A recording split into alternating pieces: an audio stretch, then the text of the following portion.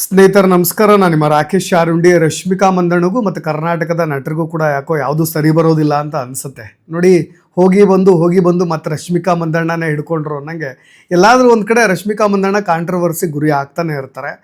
ಅದು ಅವ್ರು ಮಾಡ್ಕೊಳ್ಳೋ ಎಡವಟ್ಟು ಅಂತ ಅಂದ್ಕೊಳ್ತೀನಿ, ಇಲ್ಲ ಅವ್ರ ಗ್ರಹಚಾರ ಅಂತಲೂ ಕೂಡ ಅಂದ್ಕೊಳ್ತೀನಿ. ಯಾಕೆಂದರೆ ಕರ್ನಾಟಕದ ನಟರಿಗೆ ಅವರು ಹೇಳ್ತಕ್ಕಂಥ ಯಾವುದೋ ಒಂದು ಪ್ರತಿಕ್ರಿಯೆಗಳು, ರಿಯಾಕ್ಷನ್ಸ್ಗಳು ಎಲ್ಲೋ ಒಂದು ಕಡೆ ಕಾಂಟ್ರವರ್ಸಿ ಕ್ರಿಯೇಟ್ ಮಾಡಿಬಿಡುತ್ತೆ. ಈ ಹಿಂದೆನೂ ಕೂಡ ನಿಮಗೆ ಕರ್ನಾಟಕದ ಯಾವ ನಟರು ಮಿಸ್ಟರ್ ಶೋ ಆಫ್ ಅಂತ ಅನಿಸುತ್ತೆ ಅಂತ ತುಂಬ ವ್ಯಂಗ್ಯವಾಗಿ ರಿಯಾಕ್ಟ್ ಮಾಡಿದ್ದು ಇದೇ ರಶ್ಮಿಕಾ ಮಂದಣ್ಣ. ಅವರು ಒಂದು ಸಂದರ್ಶನದಲ್ಲಿ ತೆಗೆದುಕೊಂಡಂಥ ಹೆಸರು ಇದೇ ರಾಕಿಂಗ್ ಸ್ಟಾರ್ ಯಶ್ ಅವರು ಅಂತ.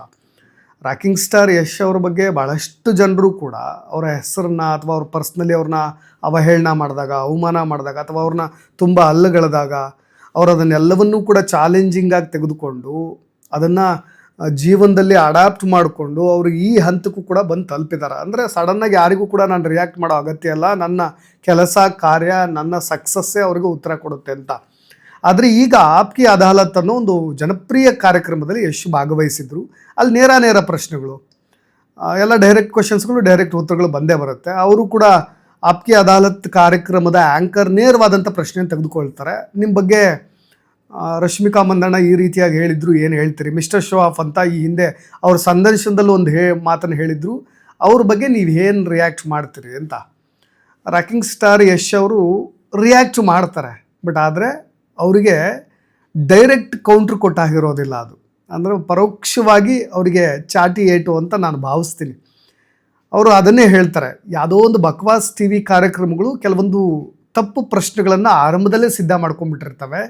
ಈ ಥರದ ಹೊಸ ನಟಿಯರು ಇಂಡಸ್ಟ್ರಿ ಕಾಲಿಡ್ತಾ ಇರ್ತಾರಲ್ಲ, ಅವ್ರಿಗೆ ಯಾರೋ ಒಬ್ಬ ನಟರ ಹೆಸರನ್ನು ತೆಗೆದುಕೊಂಡ್ರೆ ತಮ್ಮ ಬೇಳೆ ಬೇಯುತ್ತೆ ಅನ್ನೋ ರೀತಿಯಾಗಿ ಅವರು ಕೂಡ ಜನಪ್ರಿಯತೆಯನ್ನು ಗಳಿಸ್ಬೇಕು, ಸ್ವಲ್ಪ ಸುದ್ದಿ ಆಗಬೇಕು ಅನ್ನೋ ಕಾರಣಕ್ಕೆ ಯಾರ್ದಾದ್ರೂ ಈ ಥರದ ಒಬ್ಬರ ಹೆಸರು ತೆಗೆದುಕೊಂಡು ಬಿಡ್ತಾರೆ. ರಶ್ಮಿಕಾ ಮಂದಣ್ಣ ಕೂಡ ಅದೇ ರೀತಿಯಾಗಿ ಆಗಿನ್ನೂ ಅವರು ಹೊಸ ಇಂಡಸ್ಟ್ರಿಗೆ ಎಂಟ್ರಿ ಕೊಡ್ತಾ ಇದ್ದಂಥ ಆರ್ಟಿಸ್ಟ್ ಅವರು. ಹಾಗಾಗಿ ಅವ್ರಿಗೂ ಕೂಡ ಒಂದಿಷ್ಟು ಮಾರ್ಕೆಟಿಂಗ್ ಬೇಕಿತ್ತೇನೋ ನನ್ನ ಹೆಸರು ತೆಗೆದುಕೊಂಡಿದ್ದಾರೆ, ನನಗೇನು ಬೇಜಾರಿಲ್ಲ.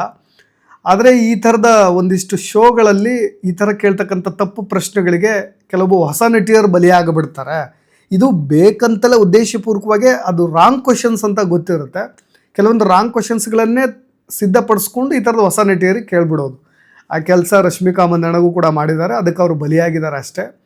ಆದರೆ ಅವರು ನನ್ನ ಬಗ್ಗೆ ಹೇಳಿರ್ತಕ್ಕಂಥ ಹೇಳಿಕೆ ಮಿಸ್ಟರ್ ಶೋ ಆಫ್ ಅಂತ, ನಾನೇನು ಅದನ್ನು ತಪ್ಪು ಅಂತ ಭಾವಿಸೋದಿಲ್ಲ ಅಂತಲೂ ಕೂಡ ಯಶ್ ಹೇಳಿದ್ರು. ಯಾಕೆ ಈ ಮಾತನ್ನು ಹೇಳಿದ್ರು ಅಂದರೆ, ಹಾಗಾದರೆ ಯಶ್ ಮಿಸ್ಟರ್ ಶೋ ಆಫ್ ಹಾಗಾದರೆ ಇಲ್ಲ, ಅವ್ರು ಅದನ್ನು ಕೂಡ ಕ್ಲಾರಿಟಿ ಕೊಡ್ತಾರೆ. ಅನೇಕರಿಗೆ ಅವ್ರದ್ದೇ ಆದಂಥ ವೈಯಕ್ತಿಕ ಅಭಿಪ್ರಾಯಗಳಿರುತ್ತೆ, ಅದು ಅವ್ರ ಪರ್ಸ್ನಲ್ ಒಪಿನಿಯನ್, ಅದನ್ನು ಎಕ್ಸ್ಪ್ರೆಸ್ ಮಾಡೋ ಹಕ್ಕು, ಫ್ರೀಡಮ್ ಆಫ್ ಸ್ಪೀಚ್ ಎಲ್ಲವೂ ಕೂಡ ಅವ್ರಿಗಿದೆ, ವಾಕ್ ಸ್ವಾತಂತ್ರ್ಯ ಇದೆ.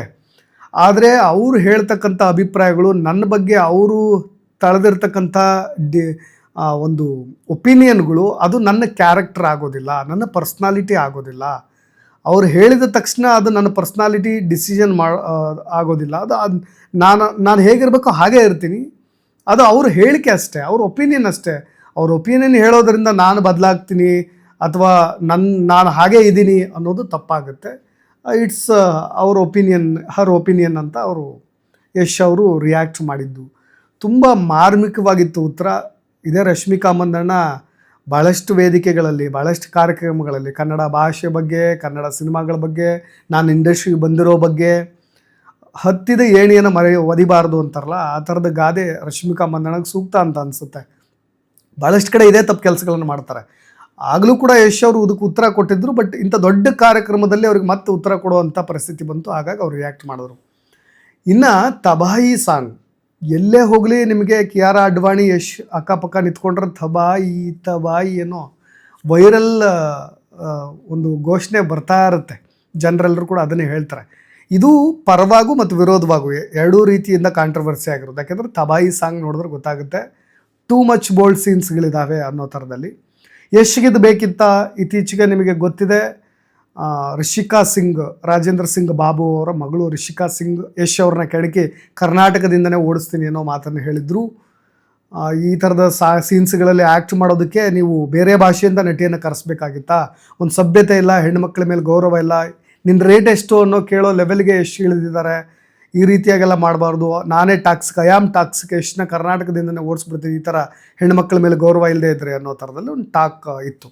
ಓಕೆ, ರಿಷಿಕಾ ಸಿಂಗ್ ಅವರ ಹೇಳಿಕೆ ಈಗ ವೈರಲ್ ಆಯಿತು. ಯಶ್ ಬಗ್ಗೆ ಅವರು ಕೂಡ ತಾನು ಗುರುತಿಸ್ಕೊಳ್ಬೇಕು ಅನ್ನೋ ಕಾರಣಕ್ಕೆ ಹೇಳಿದ್ರು, ಅಥವಾ ಯಾವ ಕಾರಣಕ್ಕೆ ಅದು ಕೂಡ ಅವ್ರ ವೈಯಕ್ತಿಕ ಅಭಿಪ್ರಾಯ ಅಂತ ನಾನು ಭಾವಿಸ್ತೀನಿ.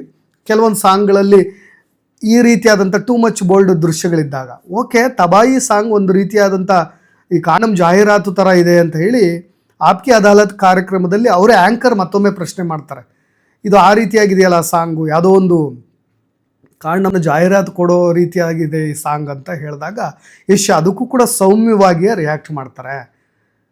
ನೀವು ಆ ಸಾಂಗನ್ನು ಸೂಕ್ಷ್ಮ ಗಮನಿಸಿ, ಒಂದೇ ಒಂದು ಕಿಸ್ಸಿಂಗ್ ಸೀನ್ ಕೂಡ ಇಲ್ಲ ಅದರಲ್ಲಿ. ನೀವು ನೋಡ್ತಾ ಇದ್ರಲ್ಲ ಆ ಸಾಂಗು, ನಿಮಗೆ ಆ ರೀತಿಯಾಗಿ ಆ ಥರದ ಜಾಹೀರಾತು ಅಂತ ಅನ್ನಿಸ್ತಾ ಇದ್ರೆ ನಾನು ಯಾಕೆ ಈ ಹಾಡನ್ನೇ ಮಾಡಬೇಕಾಗಿತ್ತು, ನಾನು ಅದೇ ರೀತಿಯಾದಂಥ ಜಾಹೀರಾತನ್ನೇ ಒಪ್ಕೊಂಡು ಇದಕ್ಕಿಂತ ಜಾಸ್ತಿ ದುಡ್ಡನ್ನು ಮಾಡ್ತಾ ಇದ್ದೆ.